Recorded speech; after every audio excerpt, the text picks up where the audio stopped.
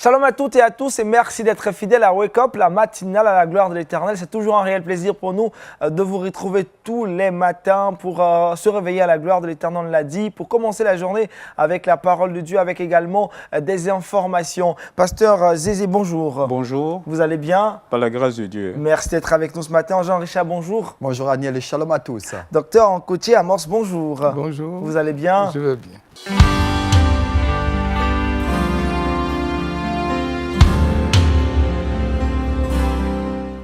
Avec le pasteur Zézé ce matin, l'exhortation a pour thème la démonstration de la puissance du Saint-Esprit face à l'adversité. Pasteur, c'est bien le sujet du jour. Tout à fait. Je veux dire à chacun de nous ici, quelle que soit l'adversité, il faut toujours s'appuyer sur le Seigneur qui, en dernier ressort, a le dernier mot à dire parce qu'avec lui, nous avons toujours des victoires, avec lui, nous ferons des exploits. C'est justement cette exhortation que le prophète Élisée a adressée à son serviteur Géasi.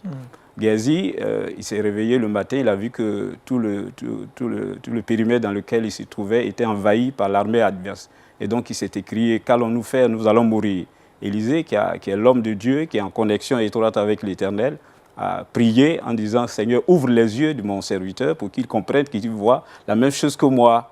Et donc ceci a permis à Élisée, à Géasi de retrouver l'équilibre, en même temps que son patron, son chef spirituel, il disait. Il y a des choses que l'homme maîtrise scientifiquement, mais il y a des choses qui échappent à la science, à la connaissance de l'être humain.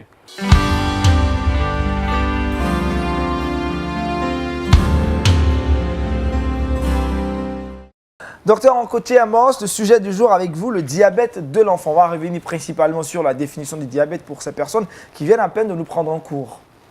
Merci. Pendant longtemps, on a pensé que le diabète de l'enfant n'existait pas, que le diabète n'apparaissait que chez l'adulte. Mais avec la sensibilisation, on s'est rendu compte que les enfants sont aussi diabétiques que les adultes. Pendant longtemps, ces enfants-là mouraient par manque de traitement. Alors aujourd'hui, il est de notoriété, il faut savoir que la définition, c'est qu'un enfant est diabétique quand il a un taux de sucre dans le sang au-delà de 1,26 g. Il faut que ça se répète. Il faut le répéter. Si les deux dosages sont supérieurs à 1,26, on dit qu'il y a un diabète. Pourquoi? Parce que tous, nous avons dans notre corps une hormone qu'on appelle l'insuline. Quand nous mangeons, c'est cette insuline-là qui va prendre le sucre de la nourriture et donc le distribuer aux cellules. D'accord? Pour que les cellules puissent faire de l'énergie. D'accord? Sans cette hormone-là, le sucre n'arrive pas aux cellules. Chez l'enfant, il se trouve que cette hormone est détruite à 90%. Quand le diabète se déclare. Et puis, avec le temps, ça va se détruire totalement. Tout commence par ce que nous, on appelle dans notre jargon médical la polyurie. C'est un enfant qui se met à uriner beaucoup. Ça commence à beaucoup d'urine et ça va même jusqu'à ce qu'on appelle pipi au lit.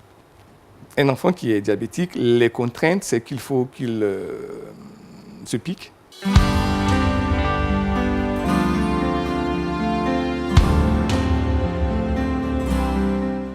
Jean-Richard avec vous dans le Saviez-vous, on part en Angleterre. Effectivement, on part en Angleterre pour livrer cette information. Figurez-vous, Aniel Conan, qu'au niveau de l'Angleterre, il y a eu l'ouverture du premier centre de loisirs chrétien. Il en existe au niveau des États-Unis, mais depuis le mois de mai dernier, un centre a ouvert ses portes aux abords de la ville de Manchester. Et ce centre a été fondé par Ruth Lancey et son mari Andy. C'est le fruit de plusieurs années de travail et d'importants investissements. Ils ont dû vendre leur entreprise de voyage pour lancer le projet. Et aujourd'hui, plus de 620 familles sont véritablement inscrites dans ce projet.